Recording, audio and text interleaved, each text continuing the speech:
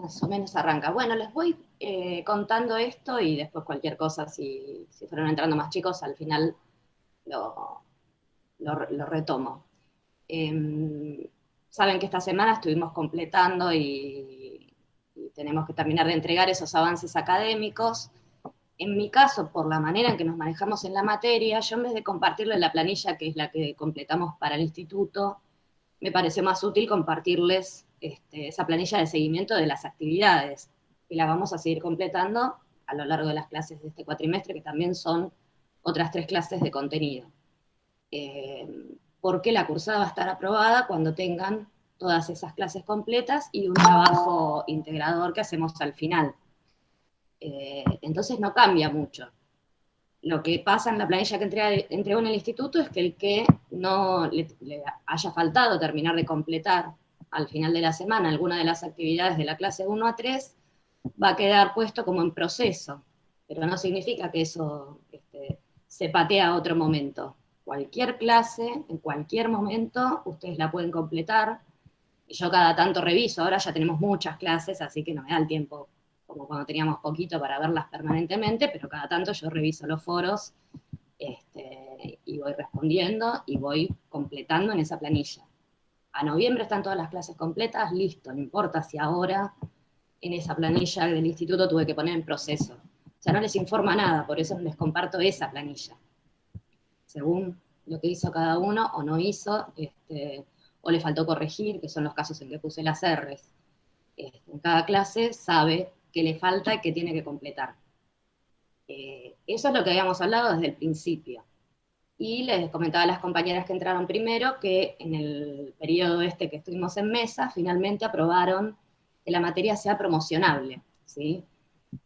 Entonces esto, lo único que tenemos que tener en cuenta, para entender quién podría promocionar, en qué condiciones podrían promocionarla, es que la promoción es posible si en noviembre, cuando hacemos ese primer cierre de cursada, tienen completas todas las clases, no importa en qué momento las hayas completado, pero están completas y correctas, y ese trabajo integrador va a ser el único trabajo de la cursada que va a tener nota numérica, justamente porque si la materia es promocionable, esa nota principalmente va a ser la que quedaría como acreditación, la que iría a la libreta. Los finales sí llevan nota numérica sí o sí, entonces, como la materia es promocionable, ahí tenemos que poner número. Entonces, los que en noviembre puedan tener todo completo y ese trabajo integrador aprobado con 7 como mínimo, ya ahí terminan de acreditar la materia. Se tienen que anotar igual al final, porque eso es el proceso administrativo para figurar en el acta de la mesa y entonces poder asentarles la nota de acreditación de la materia en el libro de actas, ¿sí? Que ustedes tengan justamente en sus libretas provisorias, libro, folio, todo asentado como corresponde. Eso es lo único que cambia. Todos van a hacer ese trabajo integrador y todos tienen que hacer todas las clases. Si en noviembre no pudieron completar alguna clase o el trabajo integrador no llegó a 7, entonces van a tener que dar el final, ¿sí? Y lo van a dar porque significa que no cerraron la cursada ahí aparte, algunos tendrán que completar lo que les faltó en este periodo, esta extensión de la cursada que hacemos hasta abril del año que viene, que no hacemos algo diferente tampoco. El que no llegó en noviembre a completar todo, lo que tiene que hacer hasta abril es completar lo que le faltó, ¿sí? Sea una clase, o alguna actividad de las clases, o este mismo trabajo integrador, ¿sí? Y si tienen que dar final, porque no pudieron promocionar, tampoco es un estrés dar el final de esta materia, porque yo sí se los había dicho al principio, en el final se vuelven a presentar con ese trabajo que hicieron durante la cursada, y del que tienen una devolución. Entonces, algunos van a tener el trabajo perfecto, ¿sí? Pero como lo hicieron fuera de fecha, en el periodo de compensación, tienen que rendir final. Si el trabajo está bien como está, lo van a presentar, es trámite administrativo, lo van a tener que presentar para que quede registrado que hicieron una presentación en el final, pero nada más. Y si el trabajo tuvo algunos errores, algo para completar, que faltó, ya desde la cursada van a tener esa devolución y en el final lo presentan con esas correcciones hechas, ¿sí? Obviamente lo que no sabemos ahora como de costumbre, es si serán virtuales o presenciales los finales. En diciembre me imagino que todavía van a ser virtuales, pero en marzo del año que viene capaz que ya hay alguna posibilidad. Entonces, lo único que cambiaría, si llegara a ser presencial, es que esa ampliación que tienen que hacer del trabajo, los que tengan ampliación, la tendrán que comentar, vienen con el borrador del trabajo a la mesa y comentan lo que faltó acorde a esas correcciones. Y si son virtuales, van a tener que corregir el escrito mismo para volver a presentar el escrito en el Classroom que nos hablen para el final. ¿Sí? ¿Preguntas al respecto de esto? Profe, ¿qué tal? Le quería hacer una consulta. Sí. Decime. ¿Cómo le va? ¿Qué tal? Por ejemplo, yo tengo en la actividad 3, tengo una R y en la 3B tengo una X. Recuerdo que había una actividad que era sobre una noticia periodística que usted me dijo que la rehaga. Yo la rehice y bueno, y sigue estando la R. Y la última crucecita, la verdad no sabría de qué es. Si sigue estando la R, te contesté yo después de que la rehiciste.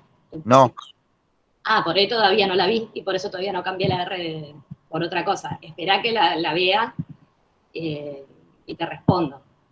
La X significa que no le hiciste. La clase 13 tenía dos foros distintos. Uno es el que vos decís, donde tenían que volver a analizar el artículo que habían usado en la clase 1. sí. Y el segundo foro era en el que hablamos de las redes sociales. Ah, está bien. Ahí te habrá faltado hacer la intervención si tenés una X. Perfecto, profe. ¿Cómo puedo hacer para hacer la intervención así levanto esa X? Lo completás en el foro. Todos los foros de cada clase están siempre abiertos. Cualquier actividad que hacemos, por supuesto, lo ideal es trabajarla dentro de los 15 días que dura cada clase, porque aparte Perfecto. los temas se conectan, pero no es que pasados los 15 días ya no pueden entregar. Lo hacen en cualquier momento. ¿Sí? Puede ser que en otras materias, por ejemplo, si queda algo atrasado, después los docentes elijan hacer otros trabajos, que entreguen otras cosas. Nosotros nos manejamos siempre con lo que ya está en el aula. Perfecto. ¿Cómo que? Claro, porque me había preocupado que tenía la R y la X y digo, pero si yo trato de estar al día con todo. Pero bueno, por ahí se me pasó esa última. La corrección sé que usted me dijo y la rehice.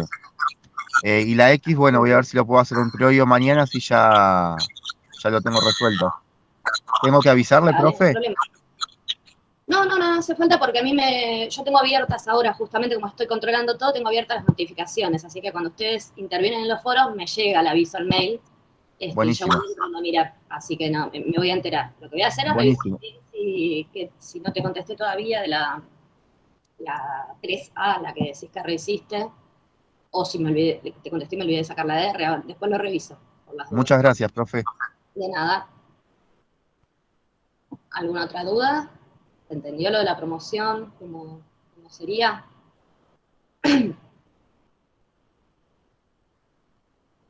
Genial. Sí, tendríamos que tener todo aprobado, los del foro y el trabajo integrador para poder promocionar.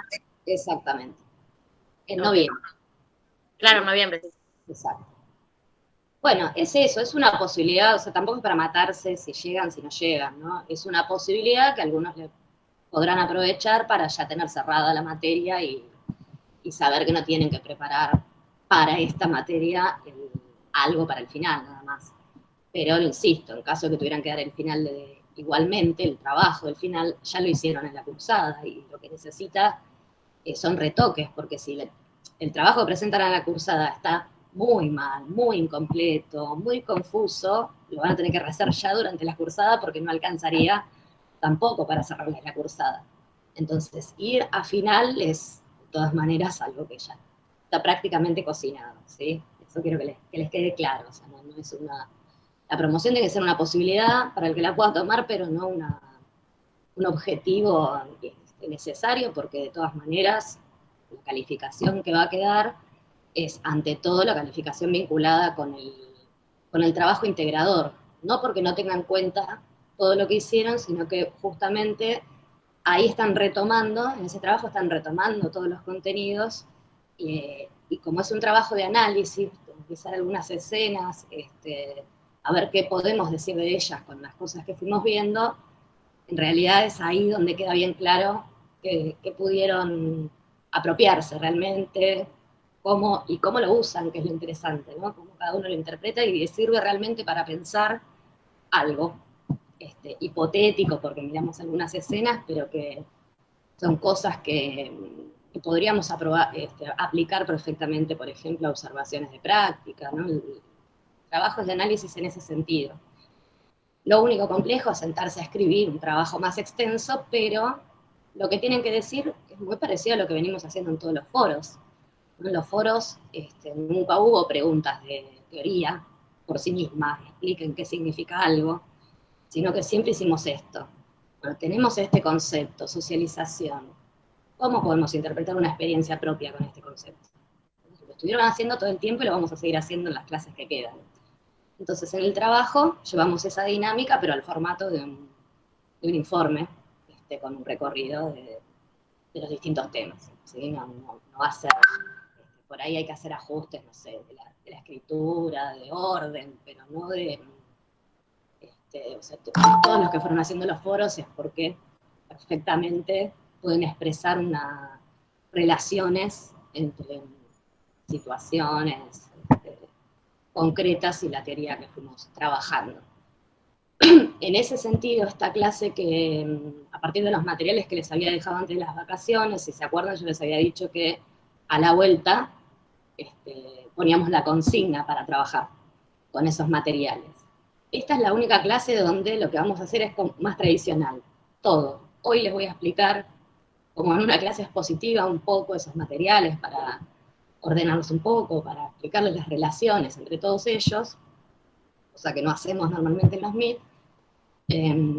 Y el trabajo que van a entregar, esta vez, en lugar de ser una intervención en un foro, va a ser como un trabajo bibliográfico, ¿sí? Esa consigna que les publiqué tiene un cuadro con los 4 autores que aparecen en esos materiales, o las 4 escuelas teóricas, podemos decir, y algunos ejes que hay que completar para que nos quede en forma gráfica, digamos, esa comparación del enfoque de cada autor en esos temas, ¿sí? O sea, que es un trabajo más de buscar conceptos, definiciones en la bibliografía, así. Porque en realidad las teorías son extensas, son complejas, ¿sí? Para nosotros esta clase es como el puente para la clase 5 y 6, que son las que nos quedan de contenido, donde ya tratamos el tema educativo. Y para poder hacer eso, necesitamos agarrarnos, digamos, de estos enfoques que son más generales, ¿no? Más abstractos, intentan explicar el funcionamiento en general de la sociedad. Así que digamos, el material es un poco más complejo. Por eso esta vez la consigna es grupal, ¿sí? Yo les puse a grupos de hasta 3 personas. Pueden ser 2, pueden ser 3, o sea, la idea es que nadie trabaje solo, justamente para ayudarse, ¿no? Como tienen que revisar los apuntes que hayan tomado, los contenidos que hay en los materiales, que puedan repartirse eso, si tienen una duda que poner en una parte del cuadro tengan con que discutirlo, y después me lo van a entregar un solo integrante de cada grupo, al mail que les puse en la consigna, con los nombres de todos, pero un solo cuadro, digamos, ¿sí? Y como todas las clases, ¿no? Esa clase se publicó hoy, la idea es que en estos 15 días vayan haciéndolo y enviándolo al mail. Como no es consigna de foro, los comentarios debajo de donde publique la consigna esta vez son para hacer consultas, ¿no? Cuando se pongan a trabajar seguramente va a surgir alguna duda y ahí la pueden hacer por ahí, bueno, por el WhatsApp también, pero lo usamos para eso esta vez. No se responde, digamos, no se hace la actividad en el foro como hicimos hasta ahora. Esta clase solamente, ¿sí? Justamente porque las características de estos materiales con los que tenemos que trabajar.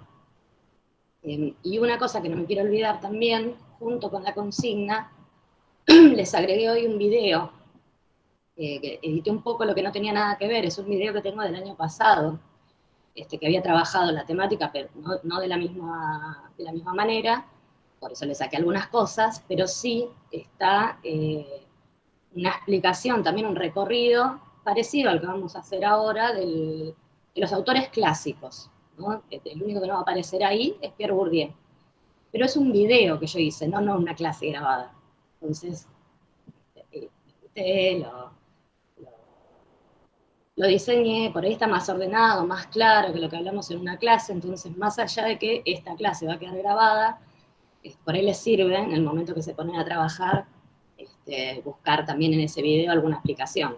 ¿Sí? O sea, no es material nuevo, no es contenido nuevo, sino que acompaña también los materiales que ya tenían sobre todos estos temas. ¿Sí? Es para poder ordenar, porque nosotros tomamos, para completarnos este panorama de las teorías que queremos conocer en términos generales, tenemos muchos materiales distintos, con intenciones distintas, ¿no? Por ahí el más claro es el video del profe de la UBA, que explica los teóricos clásicos, no a Bourdieu, o sea, ninguno tiene todo. Explica lo importante de cada uno, hace una comparación, entonces es bastante ordenado porque también es como una clase grabada de UBA 21. El video de esa universidad española que les compartí habla sobre los mismos autores, lo que les falta en el video de la UBA, que es también contextualizarlos un poco a ellos, ¿no? En su momento histórico en que hicieron sus teorías, termina de completar algunas ideas. Por eso les puse los dos. Y bueno, la teoría de Bourdieu está en esa serie que para mí es buenísima, para principiantes, que eran los libritos, y después empezaron a hacer también audiovisual, que realmente es muy claro para empezar a conocer un tema. Así que ahí tenemos un pantallazo sobre la teoría de Bourdieu, que es un autor contemporáneo, que vemos para tener algo también un poquito más actualizado, y es un autor que va a aparecer en los temas educativos que vamos a ver en las últimas dos clases, las que faltan. Así que yo en ese video que les colgué ahí, explico ordenadamente todo lo que corresponde a cada autor clásico, igual ahora lo vamos a repasar, y bueno, va a quedar esta clase grabada que también va a poder ser de consulta, ¿sí? En todo caso. Así que bueno, yo ahora voy a compartir pantalla, después esto que les muestro ahora lo voy a agregar con signo de la clase, unos gráficos de las teorías como para tener que apoyarnos para poder ir viendo un repaso y comprender cada uno de los enfoques que estamos queriendo conocer.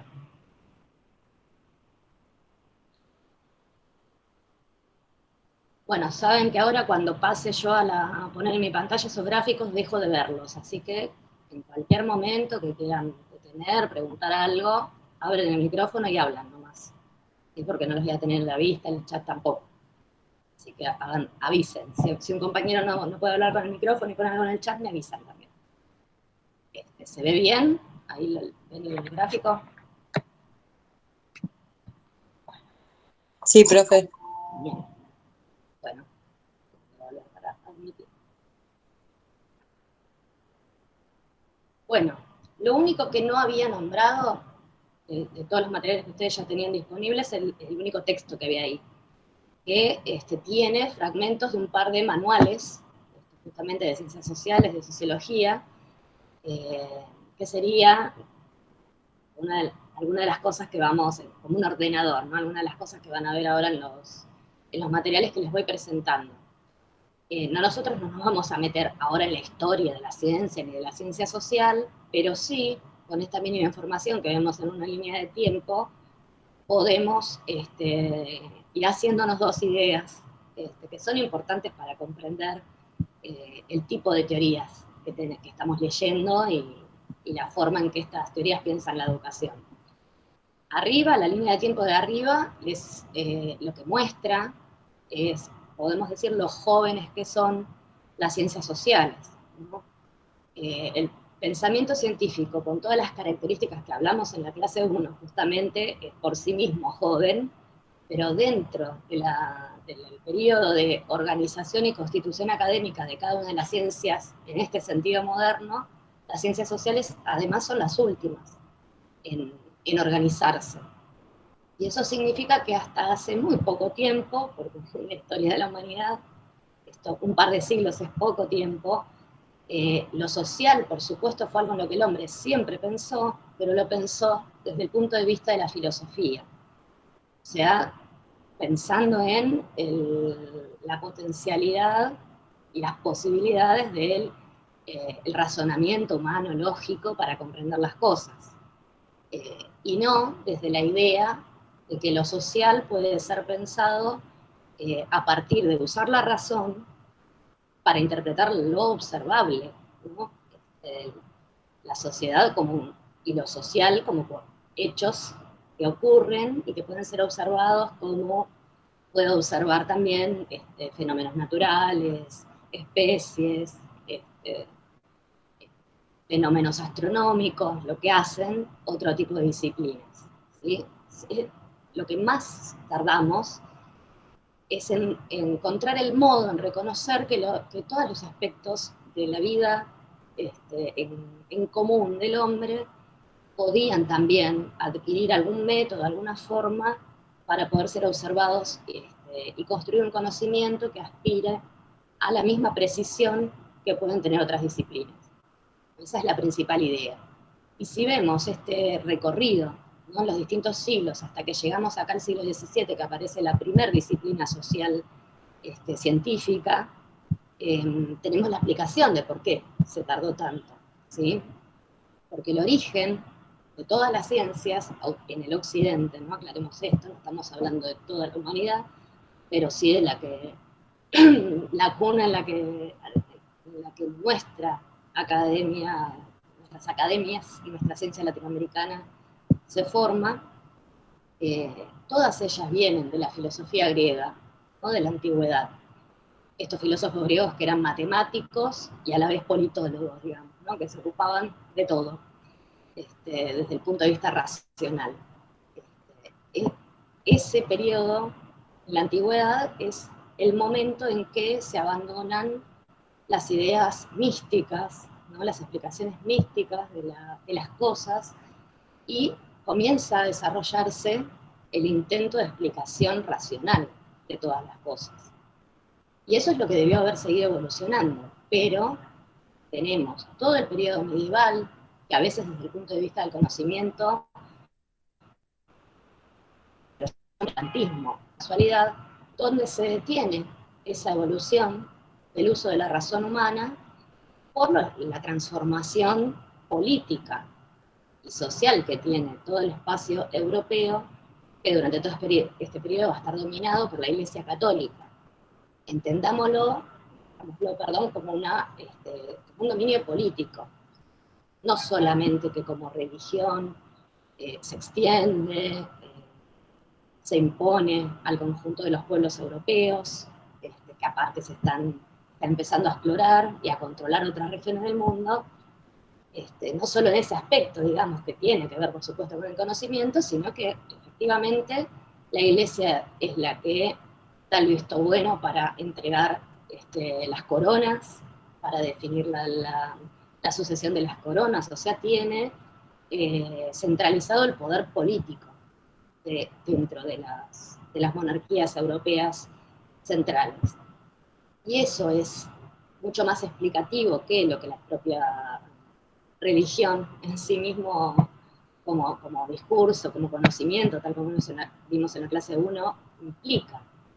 Porque el problema es que muchos conocimientos de aquellos que intentaron seguir produciendo conocimiento en aquella etapa, se divulgaba, contradecía la versión del mundo que pudiera estar dando, de muchas cosas que pudiera estar dando la Iglesia, y la debilitaba políticamente, esto de andar demostrando que, por ejemplo, la Tierra no era el centro del universo, sino que el Sol era el centro y la Tierra giraba. Esto que parece un dato, que hoy por hoy lo vemos como un dato fáctico, de los hechos, de la observación, y que hoy por hoy no entendemos que pone en riesgo la mirada de ninguna religión, en ese momento sí. La Iglesia era la que dominaba políticamente, dominaba el campo de conocimiento y sostenía otras visiones, como la teoría geocéntrica, porque digamos, había visiones, explicaciones de fundamento divino en lugar de racional para casi todas las cosas. Entonces, el desarrollo que hubiera tenido el conocimiento racional quedó como entre paréntesis. Y por eso, así como a esta etapa la llamamos oscurantismo, para el siglo XVI, sobre todo cuando hablamos del campo cultural, se usa la palabra renacimiento, ¿no? Es el renacimiento justamente de la racionalidad que desplaza esta forma teocéntrica de ver el mundo. Y que se produce porque, así como se pudo establecer el fundamento divino, porque políticamente la institución iglesia de aquel tiempo era la dominante, lo que va a empezar a pasar en esta etapa es que la iglesia empieza a ser disputada y corrida de esta preeminencia política por otros actores sociales y por otro tipo de instituciones. Entonces, debilitada en esa fortaleza y en esa credibilidad, se abre la puerta para, en primer lugar, rescatar justamente toda esa cuna, herencia del conocimiento de la antigüedad, de la filosofía antigua. Y lo que tenemos acá debajo, señalado, son justamente en esa etapa los primeros antecedentes, que todavía no son ciencia, pero que van perfilando la aparición de las distintas ciencias sociales. ¿Qué pasó en este siglo principalmente? ¿Cuál es uno de los hechos principales para explicarnos este avance? Podemos decir que son dos, que lo vamos a encontrar en un texto en una clase más adelante, mejor explicado. Por un lado, una división interna de la Iglesia Católica, ¿no? Este es el periodo de la Reforma Protestante, que obviamente a los ojos de la comunidad, la gran comunidad de fieles europeos, debilita a la Iglesia en sí misma, porque adentro de la propia Iglesia aparece una división que discute la interpretación de unos era incorrecta finalmente, no era la verdad absoluta revelada, y tienen una nueva interpretación. Entonces, resulta que si la Iglesia se está discutiendo a sí misma, con más razón se la puede discutir desde afuera, tanto desde el conocimiento como desde lo político. Y por otro lado, acá lo que tenemos en el medio es el descubrimiento y la conquista de América. Y eso trajo para Europa problemas a resolver y una transformación paulatina, ya no se detiene en distintos aspectos. Pensemos que tenían que encontrar la manera de, primero, conquistar justamente un territorio de ultramar gigantesco, que es el caso de América, pero esto va sucediendo en África, en Asia, ¿no? Las distintas coronas europeas empiezan a expandirse y a repartirse, digamos, el resto del territorio no europeo hasta donde pueden, y eso implica cómo gobernar esos territorios, cómo organizarse, cómo saber lo que hay ahí, cómo supervisar, cómo dominar a las poblaciones que encuentran para someterlas al interés con el que llegan. Y por supuesto, acá, aparte de personas, encuentran recursos. ¿Sí? El oro, la plata, que es normalmente lo que más hablamos, pero también todas las cosas que pueden constituirse en materia prima, que era desconocida en Europa, que había en cantidades o se podía producir en cantidades porque estos territorios son amplios, el territorio europeo siempre fue escaso para determinadas, para poder desarrollar determinados productos, y por lo tanto empieza a fluir hacia Europa un control de una cantidad de habitantes y una cantidad de recursos que excede la forma en la que estaba organizada hasta ese momento. Nos sirve la manera de gestionarse, la forma de vida existente para hacerse cargo y avanzar y aprovechar este nuevo proyecto. Y por eso aparecen, fíjense, estos antecedentes. Los etnógrafos viajeros, que vienen a ser los antecedentes de la antropología cultural, que son naturalistas, ¿no? Intelectuales interesados que venían en los barcos, en los viajes de los expedicionarios, justamente a trazar descripciones, cuadros descriptivos de las poblaciones que encontraban en el continente. Decimos que es un antecedente, ¿por qué? Porque aparece esta actitud científica. En vez de que los marineros, los militares, que han venido a América y vuelven, y cuentan qué vieron, si queremos saber algo vamos a tener que ir ahí, y observar directamente, y detalladamente. Eso es una primera actitud científica, observar la realidad. ¿Por qué todavía no es ciencia a pesar de esa actitud? Porque con esos datos todavía lo que no tienen es un método racional para analizarlos. Entonces sacaban conclusiones como que los habitantes que encontraban en la Patagonia eran seres gigantes. ¿Sí? Ya venían con el preconcepto aprendido en la época medieval de que hay categorías de hombres y llegaban con la duda de si los pueblos nativos de este continente tenían alma. Y eso, con ese prejuicio, analizaban lo que veían. Entonces todavía, evidentemente, falta la confianza en la razón para analizar lo que los sentidos observaron. Pero tenemos un primer antecedente que no es fortuito. A esas poblaciones hay que conocerlas para poder someterlas. Entonces, era una necesidad que impulsa que esto arranque por ahí. Y por supuesto, retorna acá la filosofía política que va a ser base de la primera ciencia, que se va a constituir en forma más clara, que es la ciencia política, justamente porque lo que estamos pensando es conocer esas poblaciones para dominarlas. Y estamos pensando que se debilitó la Iglesia, y entonces las monarquías que dependían de esa relación con la Iglesia también se debilitaban, y era urgente entonces pensar nuevas formas de gobierno frente a todos estos cambios, estos avances. Y por eso aparece la ciencia política con sus autores clásicos, cuya principal discusión es pensar esta institución que nosotros ya tenemos hoy como principal, que es el Estado. Una forma de gobierno, qué participación tiene que tener la gente en esa forma de gestionarnos, qué poder o qué límites al poder tiene que tener esa institución. Esa es una primera necesidad que explica que sea la ciencia política la que haya aparecido primero. Un siglo después, pero obviamente con sus propios antecedentes, no nos vamos a revisar todos, se constituye la economía, que se llamaba economía política, hasta hace muy poco.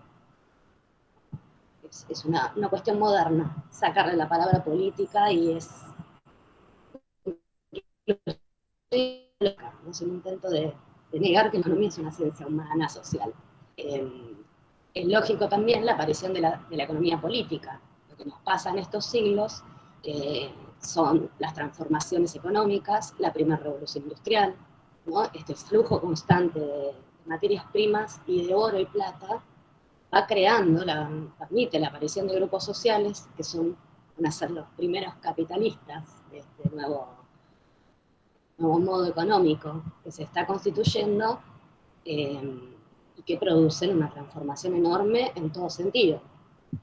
Poder producir suficiente alimento para todos, eliminar el problema de la escasez, abandonar la producción de cada poblado en manos de algunos artesanos de los bienes necesarios y empezar a industrializar y a producir grandes cantidades, que hay que pensar cómo distribuirlas hacia todo el territorio, y esto en un marco de comercialización, navegación permanente hacia las colonias. Entonces, naturalmente, aparece la economía, que en sus manuales básicos de constitución, que son los textos de Adam Smith, David Ricardo, Marx también, textos económicos de Marx, todos se llaman así, Manual de Economía Política, porque no hay ninguna duda que cuando hablamos de economía, de lo que hablamos principalmente es cómo se distribuyen los bienes escasos porque son agotables, ¿no? Esa es la discusión. Y cuando discutimos cómo se distribuyen los bienes, qué duda cabe que es una cuestión política. Estamos hablando si se distribuye en forma igualitaria, inequitativa, es justo, es suficiente. Estamos hablando de una disputa de supervivencia de los hombres. Y después, bueno, quedó maquillado eso, pero esta es la razón por la cual aparece. Y en el siglo XIX aparece la sociología, que es en la que vamos a profundizar por ser la ciencia social que abarca todo, y finalmente la antropología, también por razones lógicas.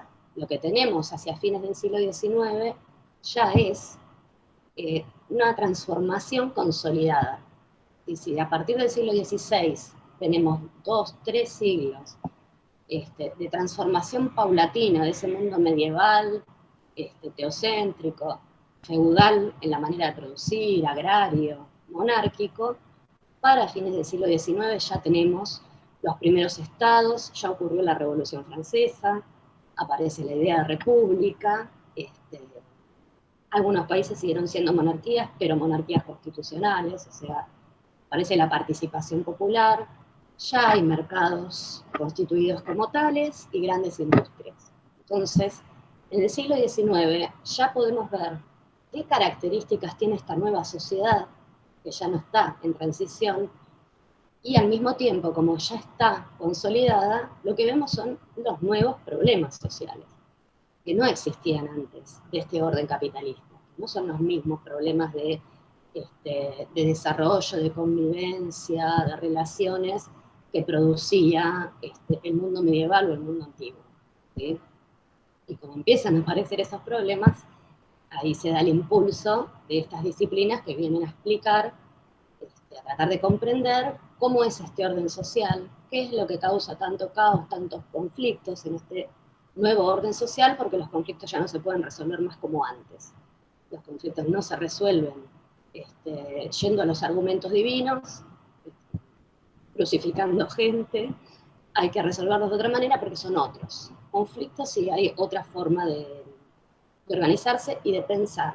Ha cambiado la mentalidad, digamos, de las poblaciones, entre otras cosas a partir del retiro de la religión al ámbito privado, ¿no? Una cuestión de la práctica de cada uno, pero no la forma de regir las relaciones públicas de ningún tipo. Y no vamos a hablar mucho de esto, pero sí de la lógica de que recién a principios del siglo XX se va constituyendo la psicología, que es la ciencia que mira al individuo, no a las sociedades. Y esto es así porque el individuo es descubierto en este momento. En las formas de vida previas a la moderna, el individuo como tal no existía, no era pensado así. Si no existía en el pensamiento, si no se le ponía nombre, no existía. Cada persona era miembro, era algo porque era miembro de la comunidad de fieles, miembro del condado, miembro de un clan. No existía esta situación que tenemos en la actualidad de que cada uno como sujeto es responsable por su propia suerte, de resolverse la supervivencia. La pertenencia a una familia, a un barrio, a una ciudad, no nos garantiza a ninguno nada. Antes sí, antes era un problema comunitario la supervivencia de la comunidad, para mejor o para peor. Era así, y por lo tanto, esto de pensar al individuo y pensar qué clase de problemas puede tener un individuo ahora que tiene que vivir así, ahora que vive con esta carga, es algo que se empieza a expresar, que llama la atención, digamos, de la ciencia más tarde, ¿sí? En la línea de abajo solamente tenemos ordenado cronológicamente y el otro dato que hay es la ubicación en el espacio de cada uno de estos autores que teníamos en los materiales. Lo importante es para ver, ¿no? Justamente que digamos, cada uno desarrolló sus teorías en una misma época, pero por ahí en momentos diferentes que se estaban atravesando en Europa o, digamos, en el mundo en general, y las particularidades de lo que ocurría en el país del que son cada uno de ellos. Marx, que es el primero, por ejemplo, vemos que nace en el reino de Prusia. Él va a ser exiliado político permanente, digamos, y va a ir desarrollando la obra por distintos países de Europa.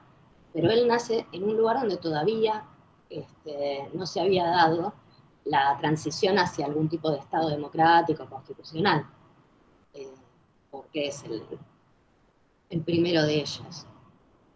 Turgen es francés, en Francia la revolución guillotinó a los reyes, ya había ocurrido en 1789, pero esa revolución, si la entendemos como un proceso y no nada más como la fecha de la toma de la Bastilla, fue larguísima, porque hubo revolución y hubo contrarrevolución más de una vez. Hubo una primera república que termina cayendo y con Napoleón se vuelve a constituir un sistema monárquico, con emperador. Cuando es derrotado Napoleón hay una segunda república que tampoco logra perdurar en el tiempo, hay una segunda restauración monárquica, y Durkheim convive con la tercera república francesa, que tampoco es la actual todavía. Hay una cuarta, hay otro conflicto y hay una cuarta república que es la que llega al día de hoy. La tercera república resulta ser un periodo de la historia francesa muy conservador, autoritario, ¿no? Y muy reaccionario, pero modernizante, por decirlo así.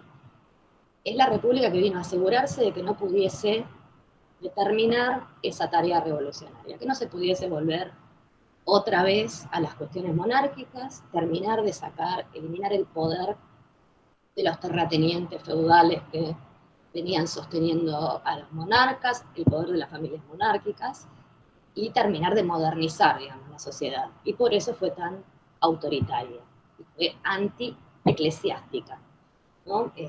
Muy liberal en ese sentido. Pero no aceptó, fue muy represiva frente a los conflictos de la gente común, de la clase trabajadora, no quería conflictos, digamos, básicamente, y lo resolvía a los palos. Entonces esa realidad es la que estaba mirando Durkheim cuando desarrolla su obra. Y Weber, que es alemán, ya es partícipe, él está en la transición, él escribe junto con un montón de gente, pero es parte de la creación de la primera constitución que tuvo la República Alemana, cuando Alemania se construye como república. Y en ese sentido, entonces, está en un periodo en lo que ve no es cómo trata de resistir todavía una monarquía, como le pasó a Marx, sino que lo que ya ve es el avance, el fracaso de ese intento y el avance hacia la modernización política, digamos, de Alemania. Y eso también va a incidir en la clase de problemas que mira, la manera de teorizar que va a tener él. Todos, aparte de esta realidad, de su contexto, lo que van a heredar es una línea filosófica del conocimiento de su país y de su época diferente, que también es lo que nos explica después para dónde va. Y Bourdieu, que es el autor contemporáneo que tomamos, que vivió entre 1930 y 2002, es un autor francés cuya obra también se explica por que ocurrieron en Francia políticamente y justamente en el ámbito académico, es el Mayo francés de 1968. Él va a ser un joven intelectual partícipe de ese proceso, como tantos otros autores influyentes que se desarrollaron en esa época en distintas áreas, ¿no? Sartre, Foucault, vamos a tener Touraine, el campo de la ciencia social. Los autores, entre los autores más importantes del siglo XX vamos a tener a estos autores del Mayo francés. Y desde el punto de vista académico, el aporte que va a hacer es justamente, en lugar de quedarse con la línea de pensamiento positivista de Durkheim, porque era la que era fuerte en Francia, y él es francés, lo que va a proponer es que una manera de integrar el aporte positivo de cada enfoque clásico que ya quedó delineado con esos tres autores, ¿sí? Entonces, entendiendo que nació así y que entonces todas estas teorías aparecen en el momento que el hombre puede percibir que hay nuevos problemas de la vida social vinculados con que ahora nos urbanizamos y dejamos de ser sociedades agrarias, ahora hemos perdido lazos de solidaridad, ahora no estamos todos contenidos por el pensamiento, por compartir una comunidad religiosa, y ahora estamos todos sueltos compitiendo en un sistema económico que pone a competir a los capitalistas y también a los trabajadores. Entonces, los problemas de cómo vive una sociedad con estas nuevas características son los que dan el puntapié. Y las teorías están todas vigentes porque, obviamente, las cosas cambiaron mucho del siglo XIX hasta ahora, sin embargo, no las cuestiones básicas del funcionamiento de la sociedad moderna.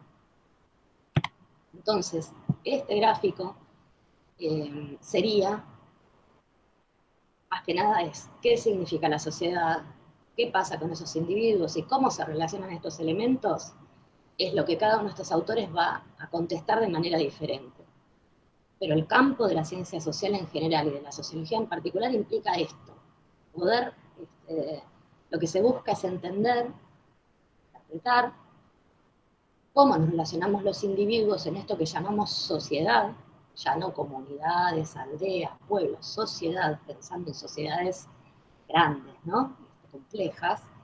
Y entonces, ¿qué sería esto? ¿Qué es la sociedad? ¿Es un producto nuestro? ¿Son instancias, construcciones, instituciones que se nos imponen a las personas?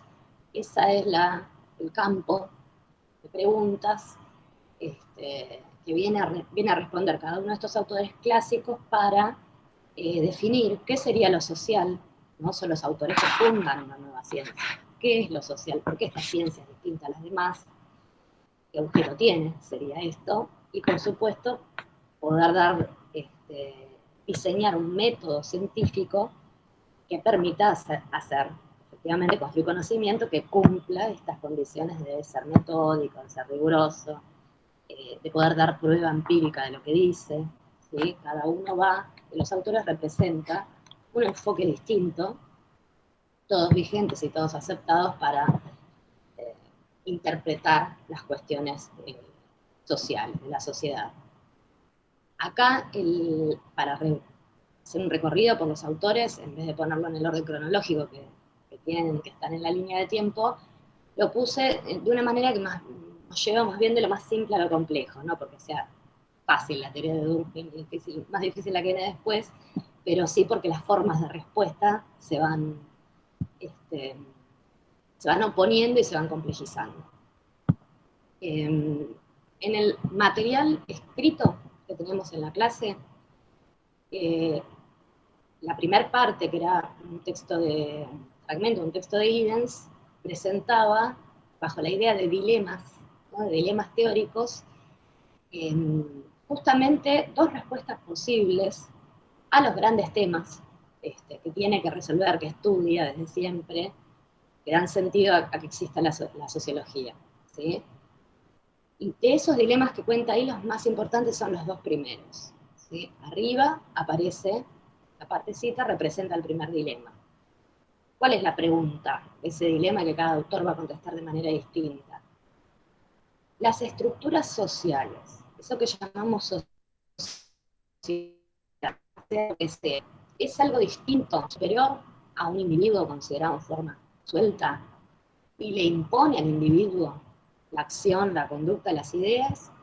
¿O es al revés? Los sujetos, cada uno de nosotros, tenemos nuestras ideas, actuamos según nuestras propias decisiones y como resultado de nuestras acciones se van construyendo las estructuras sociales, ¿sí? Ese es el dilema. Por eso en este gráfico lo importante son las flechas, ¿no? Los sentidos de las flechas.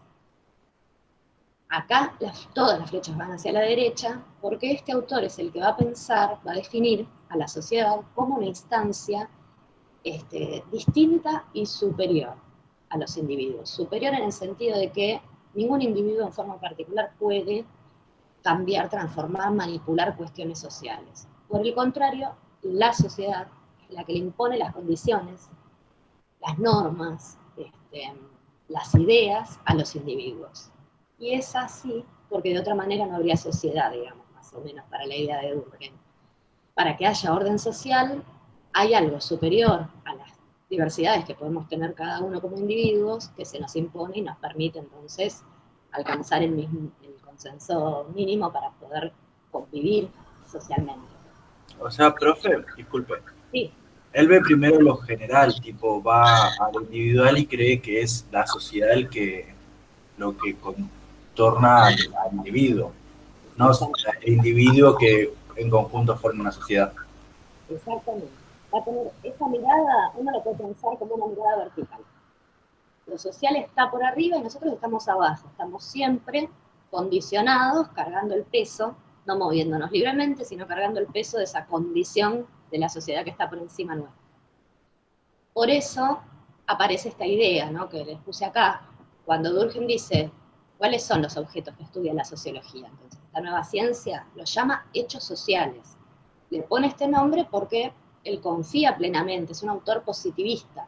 El positivismo, ya era una corriente teórica que él hereda en Francia, y son los que piensan que la ciencia se hace solo de los hechos positivos, o sea, lo que se puede ver, tocar, ocurre y entonces lo podemos observar. Nada podemos decir científicamente, rigurosamente, de aquello que no es observable.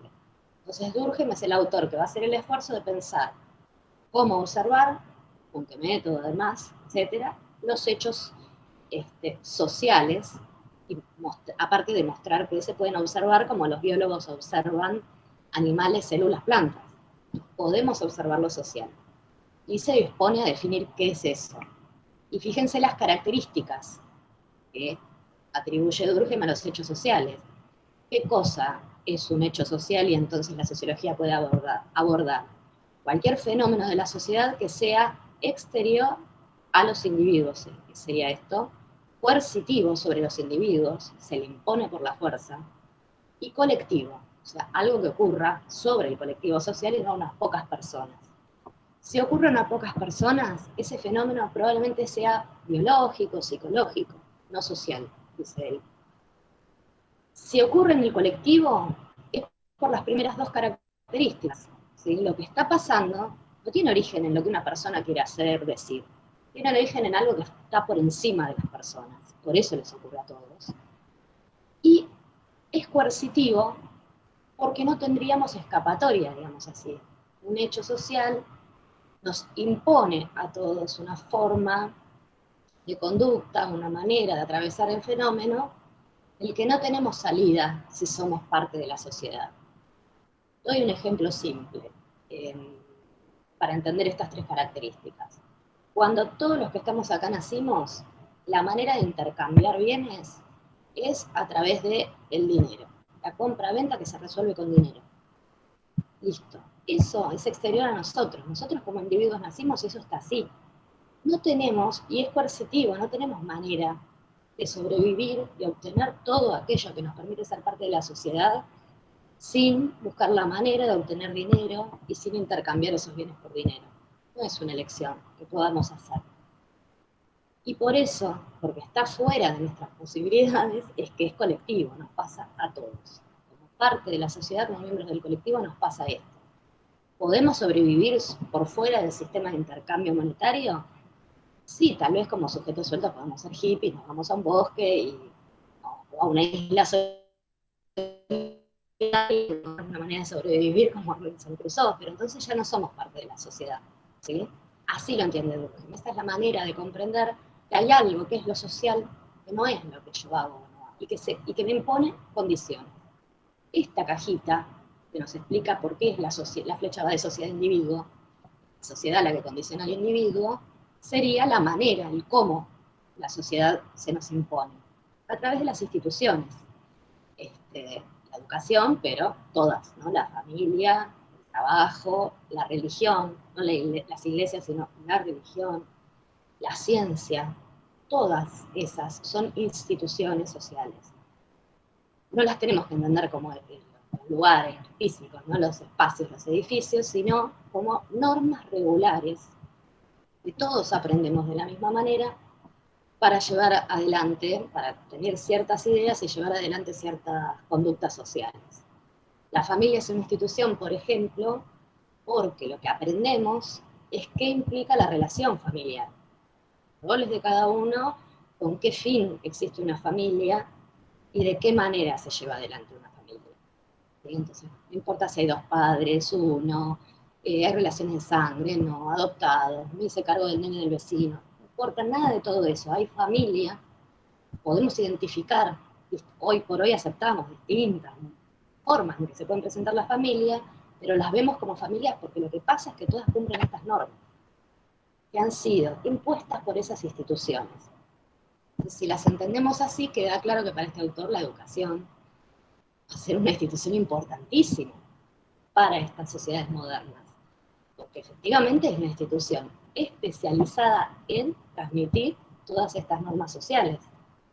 Y entonces va a ser la que asegura el orden, la que asegura que todos los individuos en una sociedad conozcan, aprendan, internalicen las mismas normas Acá podemos recordar todo lo que vimos de socialización en la clase 2, ¿sí? Es algo de esto, tanto la socialización primaria como la secundaria, tiene la función no solo de enseñarle al individuo lo que necesita para poder ser parte de la sociedad.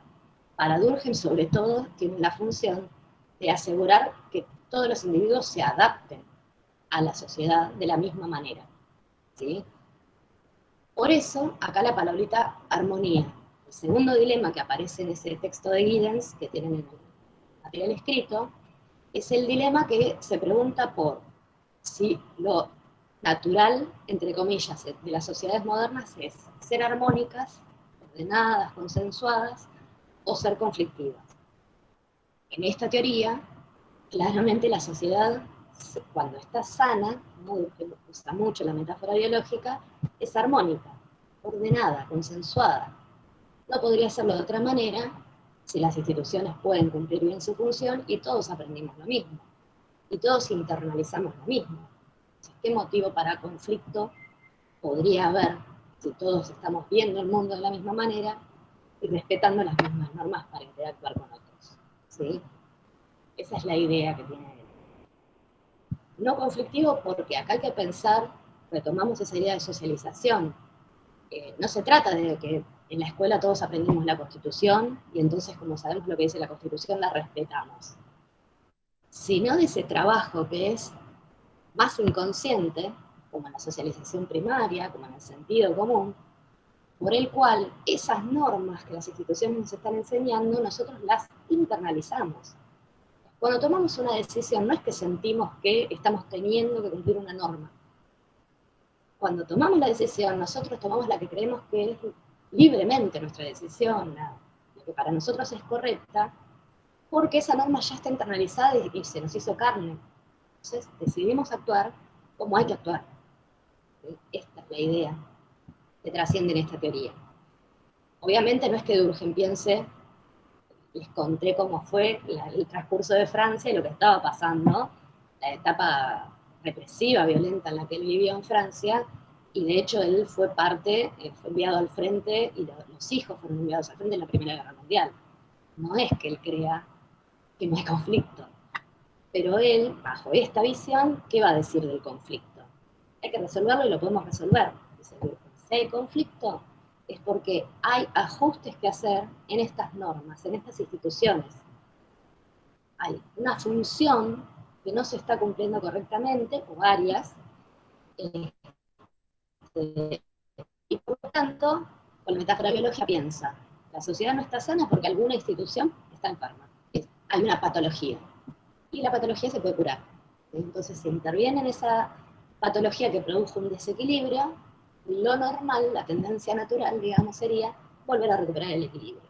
¿Sí? Entonces, aunque el conflicto sea permanente, Durkheim va a tener una visión conservadora del orden y a la vez reformista. ¿No? ¿Qué buscamos? ¿Cuál es la intención? Que haya orden social, que deje de haber violencia, reacciones, rebeliones.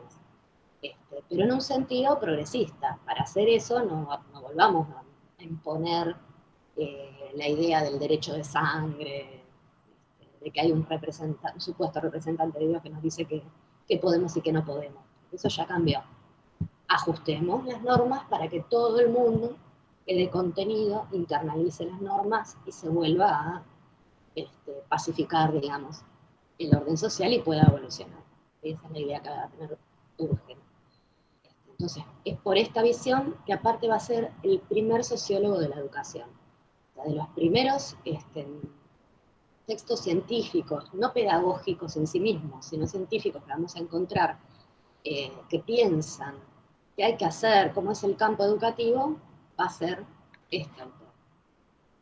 Por este lugar que le está dando a las instituciones y a las normas que hay que transmitir. Weber viene en segundo orden porque a simple vista pueden notar que las flechas son todas para el otro lado. Prácticamente la respuesta opuesta a esos dos dilemas, a la pregunta principal de cómo funciona la sociedad. ¿Sí?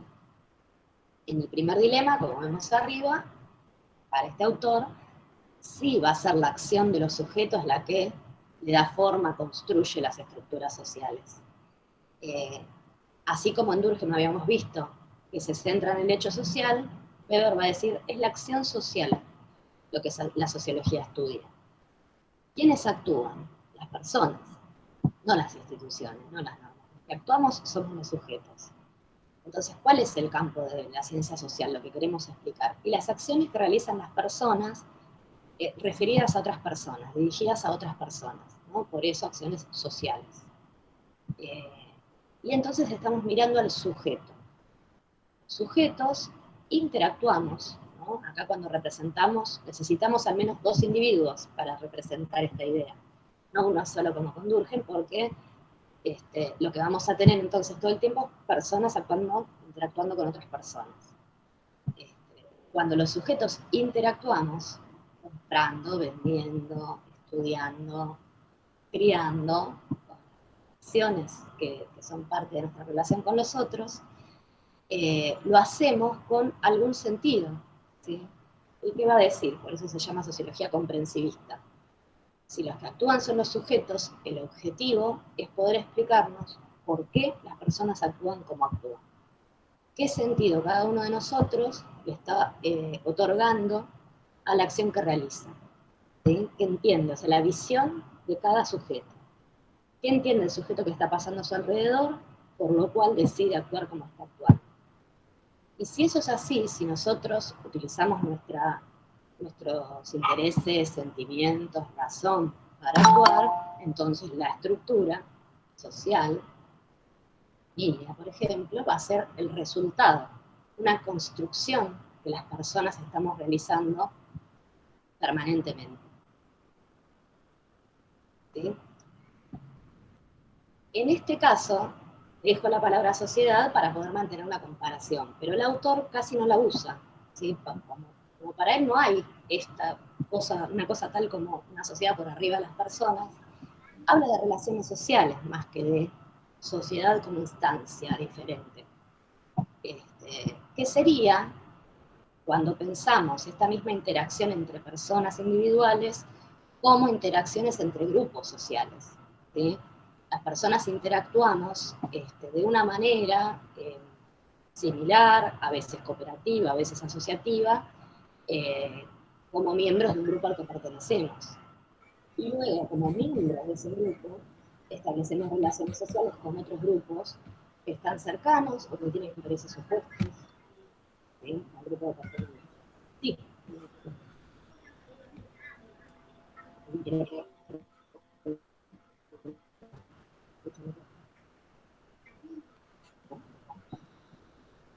Hola, buenas tardes. ¿Qué tal? Un poco tarde, disculpe. No hay problema. Después al final voy a retomar las cosas que te conté porque varias entradas. Gracias. Ahora estamos haciendo un repasito por los contenidos que tenemos para esta clase. Los fíjense, no son estos los únicos grupos, agrupamientos que entran en relaciones sociales, pero son de los más importantes que trabaja Weber, que tiene que ver justamente con que los individuos interactuamos, por ejemplo, cuando interactuamos económicamente, lo hacemos muchas veces como miembros de una clase, ¿sí? Somos trabajadores, somos capitalistas, somos comerciantes, somos emprendedores, ¿sí? Entonces, como tales, nos relacionamos con clientes, con socios, ¿no? como miembros de una categoría social, un agrupamiento social, porque tampoco los individuos estamos en soledad. Así que cuando decimos que la acción social estructura, no decimos solamente que cada uno de nosotros como individuos sueltos, sino que los grupos sociales relacionándose son los que le dan forma a la sociedad. Cuando habla de estamentos, habla de las mismas personas, pero que se agrupan no solamente por una cuestión de qué función económica cumplen o qué ingresos tienen, sino qué estatus tienen. El estamento tiene que ver con la reputación, con lo cultural, con los consumos, con el estilo de vida, ¿sí? Entonces, más allá de si el ingreso es alto o bajo, la pertenencia, por ejemplo, a los trabajos manuales o a los trabajos intelectuales nos hace miembros de culturas y de prácticas y de prestigios distintos, piensa él. Si tiene función política, si es dirigente empresarial, si es ¿no? Cada una de esas prácticas, títulos que uno tenga, nos hace perteneciente a determinados estamentos sociales, cuya lógica de pertenencia es distinta a tener o no tener plata, ¿sí? No se puede ganar la lotería, pero hay estamentos en los que nunca va a ser recibido, no va a ser de pertenencia, ¿sí? Por eso existen todavía hoy, por ejemplo, clubes exclusivos, donde para obtener la membresía no es, la forma de filtrar no es solamente que uno le alcance la plata para pagar la cuota. Hay algo más, hay una relación. Solo se puede entrar si se llega por recomendación de otro miembro. Es una muestra extrema de la existencia de estamentos sociales de estatus. Y finalmente lo que llama partido, que se parece mucho, pero no es lo que nosotros decimos partido político hoy, que es cualquiera de estas formas de agrupamiento social, cuando conscientemente, colectivamente, actúa en defensa de su interés. Entonces se transforma en un partido que representa y defiende un interés. Por ejemplo, una reacción corporativa de las corporaciones médicas, militares, docentes también, significa que ese docente, que es parte de un estamento por la profesión que tiene, en ese momento la clase, su estamento está actuando organizadamente, también es miembro de un partido, que está movilizado en defensa de el interés propio de ese estamento, ¿sí? Entonces, tiene una visión bien compleja. Fíjense entonces que en el otro dilema, si todo esto es así, no puede haber otra cosa que una idea de que la sociedad es conflictiva, inherentemente, no hay manera de que no lo sea. La sociedad no está mal cuando hay conflictos, porque no existe la posibilidad de que el conflicto no esté presente. ¿Y esto por qué?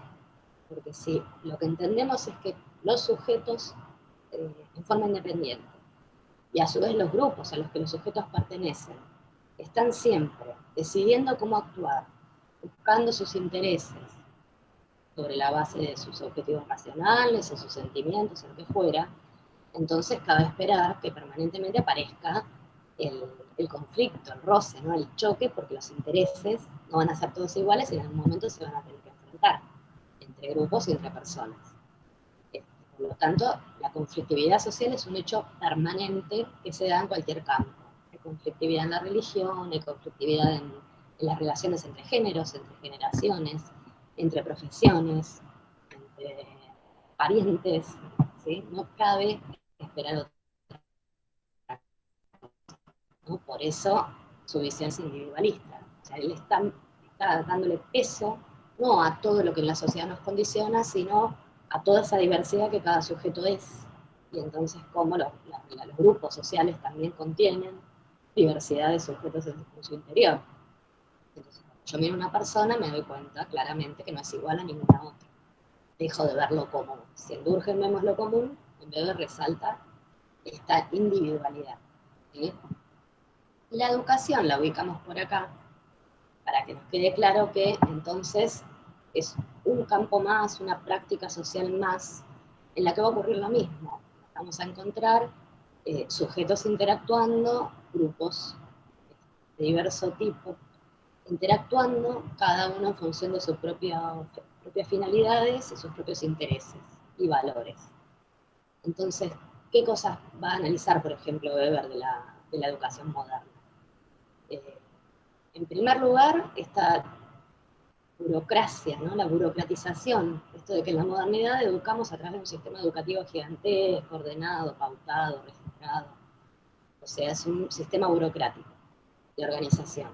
¿Y por qué pasa esto? Dice Weber, porque hay mucho en disputa en el sistema educativo. Así que es un problema político que se define en el campo del Estado.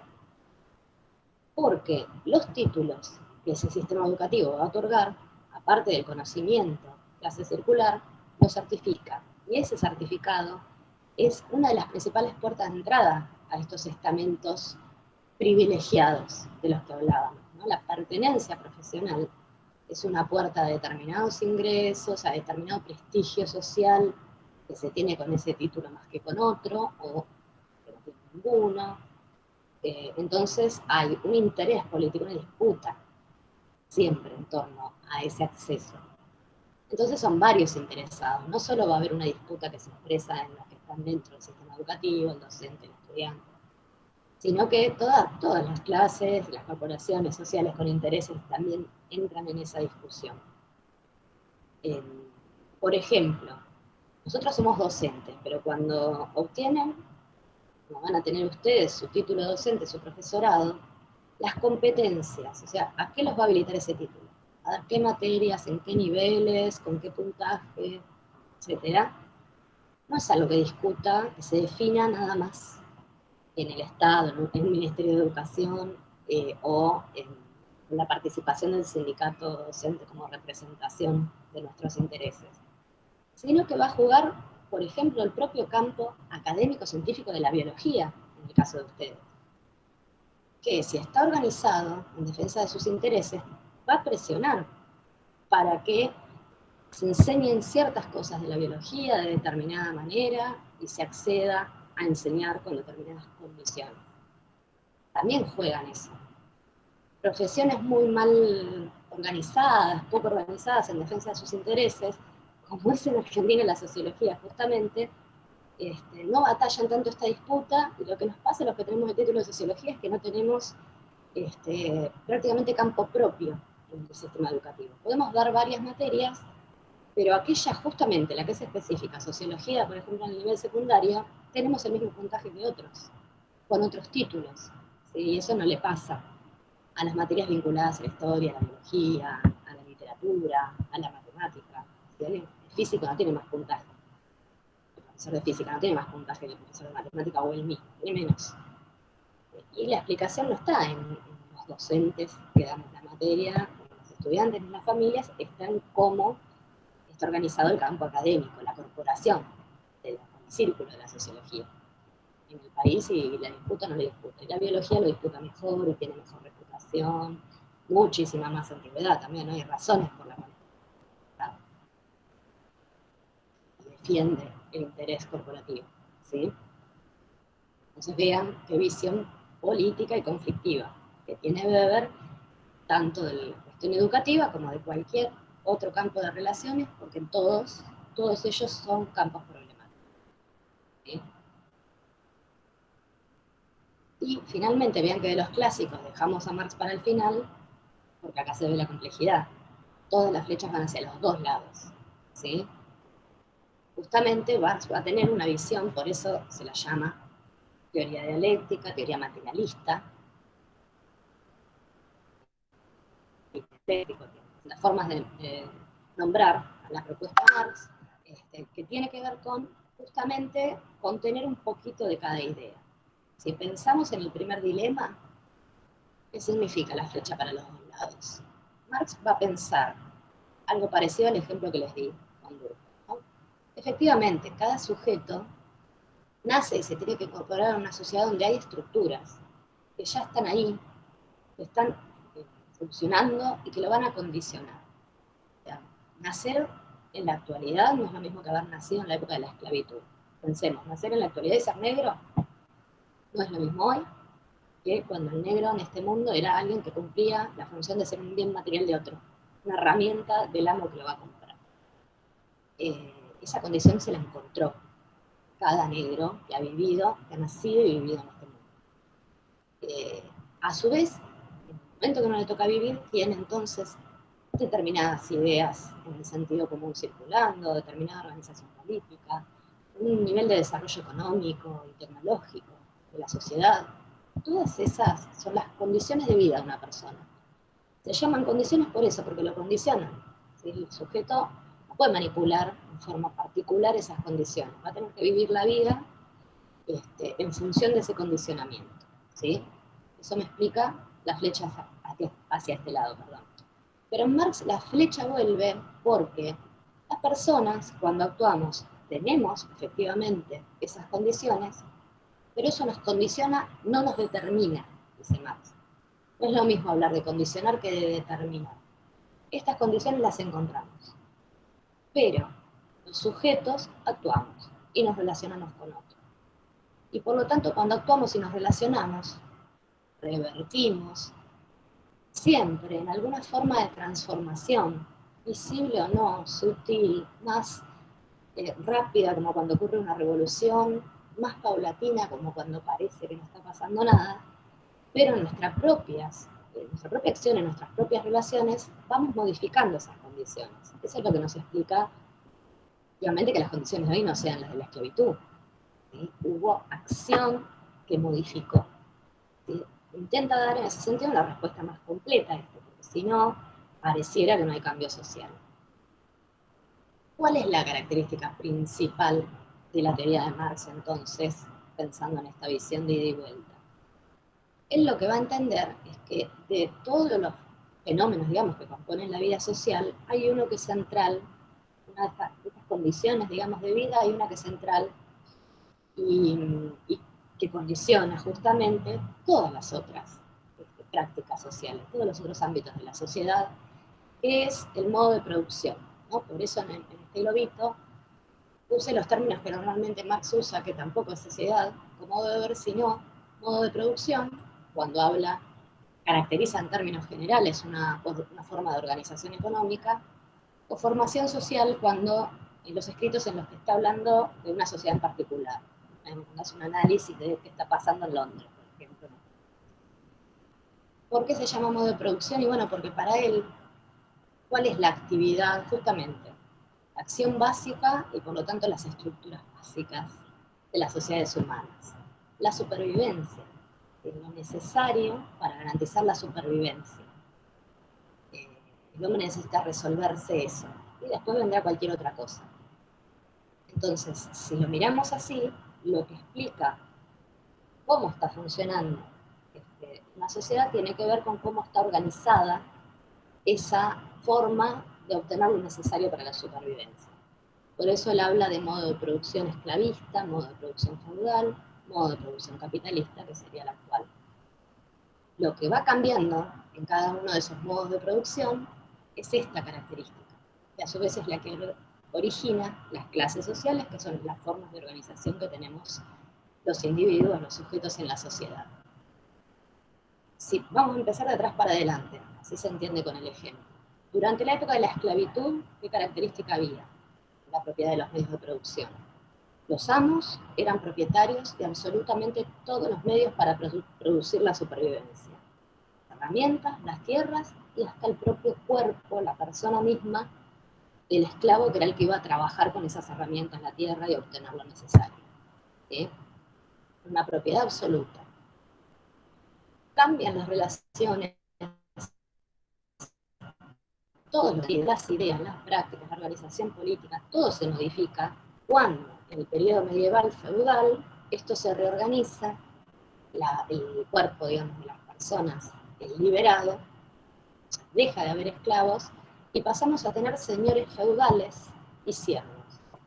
Los que poseen los medios de producción, lo que poseen son las tierras, que durante todo el periodo feudal fue el principal medio necesario para producir no solo el alimento, sino el ganado para esquilarlo y tener la lana para hacer la vestimenta, ¿no? Era el recurso principal.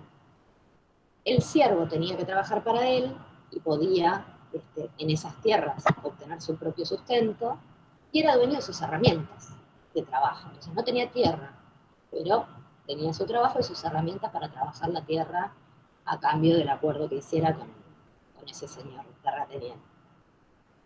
¿Qué pasa hoy? Una parte de la sociedad, que llamamos clase capitalista, Marx lo llama burguesía, posee absolutamente todos los medios de subsistencia, todos. ¿Sí? Existe la propiedad privada de la tierra, las herramientas, los caminos, los recursos naturales cada vez más, ¿no? Estamos hablando hoy en día muchísimo de esto. Hay propietarios del petróleo, de la tierra, del espacio aéreo, del espacio espacial, justamente donde va a parar el satélite, se están loteando la luna. ¿Sí? Todas las herramientas, la tecnología, el conocimiento necesario para transformar algo de esos recursos naturales y poder producir algo es también de la clase capitalista, y la clase trabajadora, ¿no? Que ya lo que Marx llama el proletariado, se queda sin ninguna propiedad de medios de producción. Entonces, ¿cuál es la relación entre las clases? El trabajador tiene que venderle su capacidad de trabajo, su fuerza de trabajo, al capitalista, que le va a dar entonces sus herramientas para que trabaje a cambio de un salario con el que ese trabajador subsiste. O sea, el trabajador ya no tiene ni las herramientas ni se apropia de lo que está produciendo. Se apropia de esa cantidad monetaria que llamamos salario, que no es equivalente a la que produce ese trabajador. El trabajador produce muchísimo más valor que lo que gana como salario, ¿sí? Entonces, ha sido una evolución, una transformación permanente en cómo se apropia, quiénes se apropian de esos medios. Esto va a ser determinante, dice Marx. Ideas místicas, mitológicas, que podían acompañar y justificar la esclavitud, no pudieron seguir subsistiendo cuando se salió de ese modelo de esclavitud. Entonces las creencias de la Edad Media son coherentes con una forma de vida que era distinta. Así como hoy las religiones son, ante todo, una cuestión de decisiones personales, del ámbito privado de las personas, sino del ámbito público, porque la forma de vida y de competencia, esta situación de dependencia de una parte de la sociedad con la otra, sería incompatible con el discurso público, que normalmente son discursos como más igualitarios, ¿sí? Entonces, las creencias, la organización política, todo va a estar más bien adaptado a cómo se está organizando esto, que es lo básico. Y eso va a entender Marx. Obviamente, para el segundo dilema también es una visión conflictiva y no puede ser otra cosa. ¿Sí? Solo que él va a enfocar, sobre todo se va a dedicar a estudiar este conflicto en este campo de las relaciones sociales y las relaciones políticas, la consecuencia. ¿Por qué? Porque Marx va a tomar posición sobre esto, va a rechazar la existencia de la propiedad privada de los medios de producción, va a decir que no es moral, justo, que una parte se apropie de los medios que todos necesitan para sobrevivir y entonces ponga las condiciones a todo el resto para que los demás puedan sobrevivir. Y por lo tanto, si esta forma de propiedad es lo que no está de acuerdo, bueno, su manera de entender la sociedad a través de esta teoría implica que la acción organizada de los hombres puede transformar esta propiedad. La puede transformar porque ya la transformó. La propiedad había sido de otra manera en la esclavitud y se transformó. Y esas transformaciones tuvieron que ver con la evolución tecnológica, pero también con las acciones que llevaron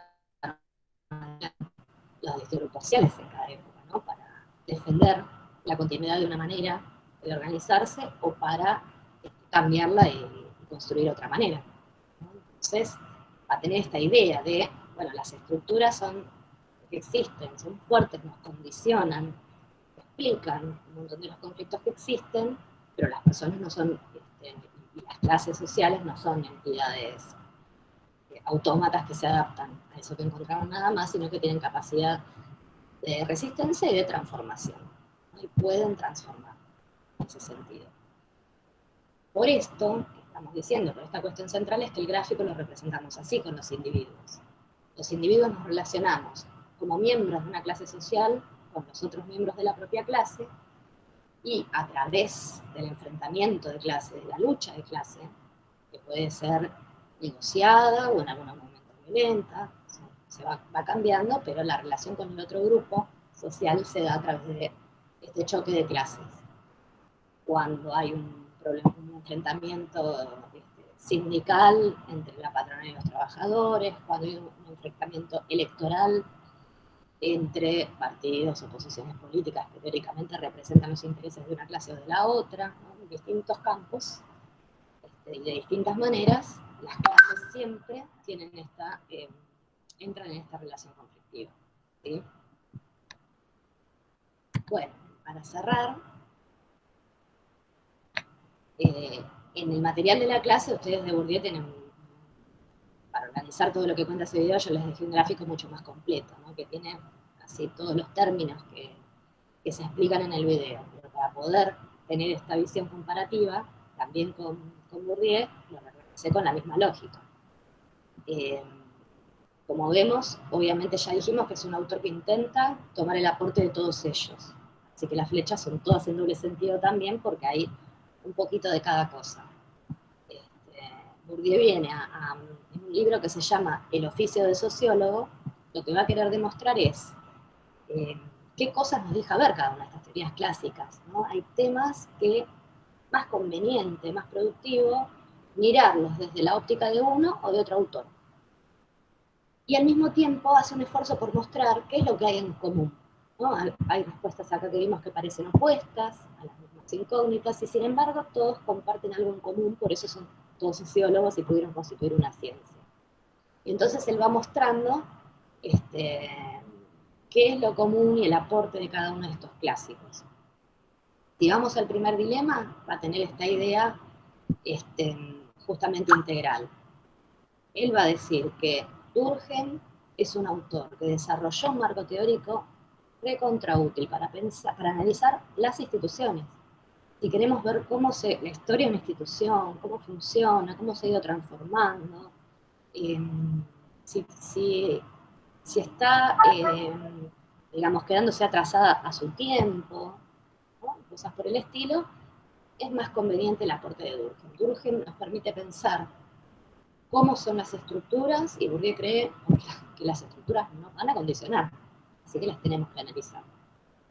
Y al mismo tiempo va a tomar, tanto de Weber, digamos, como de Marx, la idea de que dentro de esas estructuras, dentro de esas instituciones, los individuos que las actualizamos, ¿no? Que las hacemos carne, ponemos en movimiento con nuestras vidas, durante nuestras vidas, en esas acciones no vamos a ser solo reproductores de lo que esas estructuras o instituciones nos quieran imponer, sino que también vamos a ser transformadores. O sea, vamos a instituir ciertos cambios, y por eso las sociedades no son estáticas y van transformándose permanentemente, ¿sí? En ese sentido, toma esos dos aportes. Acá abajo lo que les puse son los términos que usa Bourdieu para hablar de estructuras y acción, o de estructura, sociedad y sujetos. Él va a decir que la sociedad está organizada en campos sociales, y el campo social usa la metáfora, entre otras, del campo de juego, a veces la de campo de gravedad, ¿no? Que atrae y hace girar todo alrededor suyo. Usemos la del campo de juego. Él dice que todas las prácticas sociales lo que representan es un juego que todos entramos a jugar buscando ganar, y el premio que se gana es el capital que ese campo tiene para ofrecer. El campo educativo ofrece capital cultural, el campo político, capital político, el campo económico, bien, dinero, capitales, ¿sí? Entonces, ¿qué significa que entramos a jugar un juego en el que nos vamos a apropiar, tratamos de apropiarnos de ese capital que hay ahí? Que todos, en primer lugar, aceptamos las reglas del juego, ¿no? Nos relacionamos de determinada manera, según las reglas que hay. Y que permanentemente va a haber algunos que estén ganando el juego y algunos que están perdiendo. Pero también, que como todo juego, eso puede ser dinámico.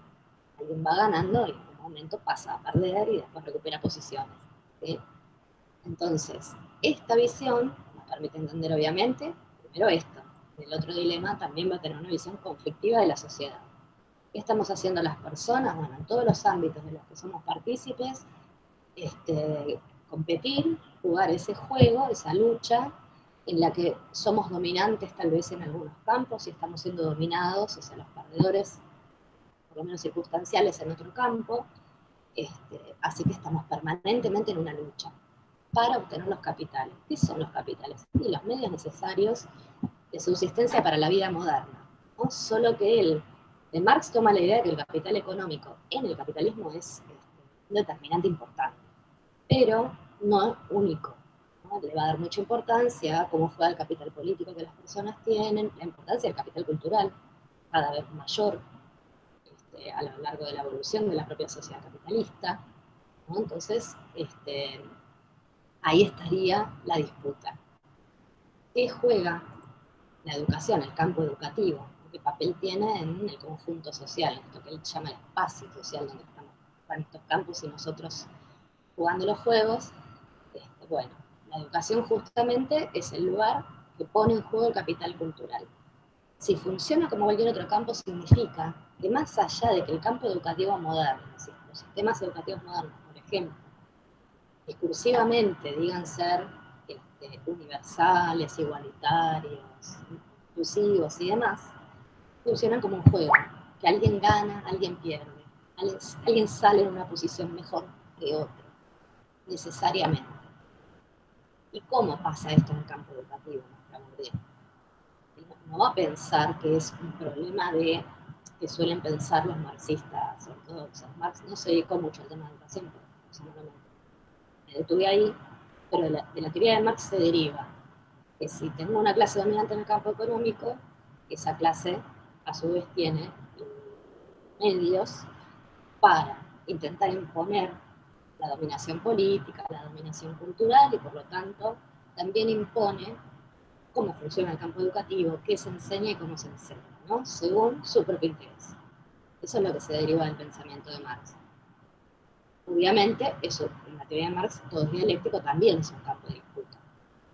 Bueno, Bourdieu, más que pensar en eso, lo que va a decir es que el problema no sería que si la escuela está para enseñarnos a aceptar el mundo tal y como lo ve la burguesía, hace dominar, aquellos que ganan, que tienen las mejores posiciones en estos campos, sino que es algo que se produce por la propia lógica de funcionamiento, ¿no? Por diseño intencional, ¿no? De esos grupos, una dirección política intencional. ¿Cuál es el problema de ese grupo? Efectivamente, en la escuela van a ir los hijos de distintas clases sociales, ¿no? Que son capitalistas y trabajadores, pero porque cuando habla de clases no habla solo de eso, sino también de que una familia pertenece a un segmento de la sociedad en función de cuánto capital económico tiene, pero también, y qué función cumple, pero también cuánto capital cultural tiene, cuánto capital social, qué relaciones tiene. ¿Sí? Yo puedo no tener mucha plata, pero si tengo muchos contactos, y capaz que paso las vacaciones en un spa lo mismo, porque por medio de los contactos llego ahí, lo que otros consiguen con dinero. Entonces él tiene como una mirada más compleja, ahí también, de mirar varios aspectos, no centrarse solo en lo económico. Entonces, cuando llegamos a la escuela, lo que tenemos son chicos de familias pertenecientes a distintas clases sociales entrando al mismo sistema educativo. Y entre esos chicos va a haber chicos que terminen, chicos que no terminen, chicos que repitan y otros que no, chicos que van a ser los chicos 10 y otros que van a ser los chicos 4. ¿No? Hay distintos niveles de lo que llamamos erróneamente, pero que existe en el sentido común, éxito o fracaso escolar. ¿Y qué es lo que explica quiénes son los exitosos y quiénes son los que fracasan? Tanto lo que la escuela enseñó o no le enseñó a todos estos chicos, sino lo que los chicos ya son, ya traen, ya saben, capitales que ya se disponen en su casa, en su familia. Podemos decir algo de esta socialización primaria también. Y acá juega este concepto de hábitos. Cuando Bourdieu habla de los sujetos, dice que cada uno de nosotros, que tenemos algún lugar específico, una posición en este espacio social en función de estos capitales que nuestra familia tiene, vamos construyendo un esquema de pensamiento, una forma de ver el mundo, un esquema de valores acorde a ese lugar y a esos conocimientos y eso que poseemos, una disposición a actuar de determinada manera y de otra, una construcción de gustos, ¿no? Por eso también habla de estilos de vida, gustos, prácticas, emociones asociadas a determinados sectores sociales y no otros. Todo eso se va construyendo en el esquema con el que nosotros entendemos el mundo y actuamos en el mundo. ¿Qué es lo que pasa en la escuela? Bueno, que el funcionamiento propio, la lógica propia de funcionamiento del sistema educativo hace que aquello que se espera que los chicos hagan, el tipo de prácticas que se va a desarrollar ahí, resulten más cercanas, más naturales, digamos, casi una continuidad para algunos chicos, para los que vienen de los sectores sociales que tienen determinada disposición dominante en estos campos, ¿no? Capitales, y para otros que estén muy lejos. Sí. ¿Algo?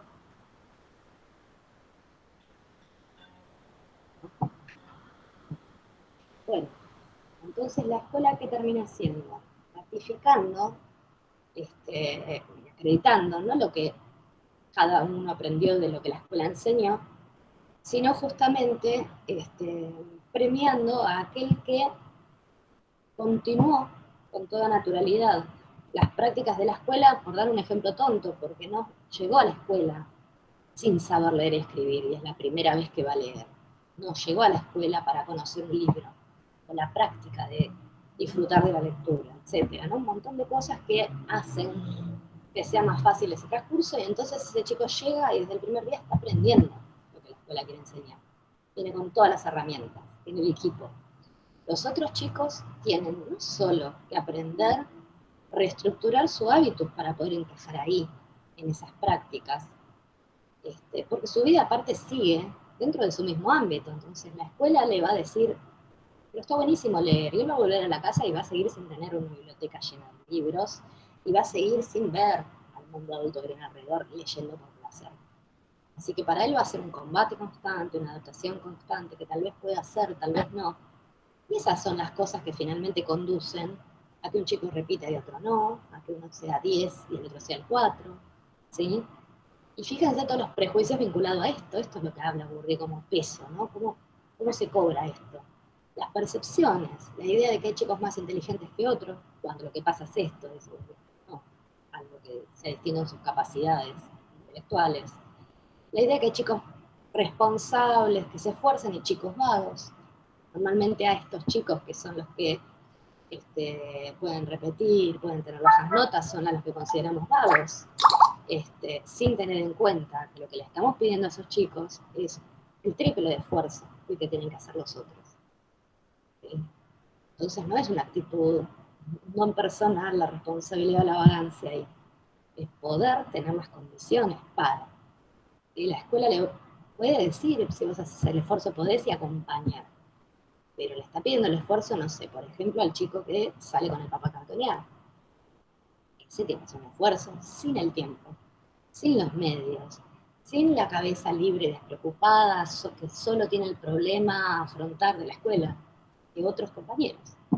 ¿Sí? Entonces la escuela, porque funciona así, porque es burocrática, porque es masiva, tenga o no un Estado, un gobierno, los docentes que estamos enseñando en la escuela la intención, termina produciendo este efecto. Y por eso la teoría de la educación de Bourdieu se llama reproductivista, ¿no?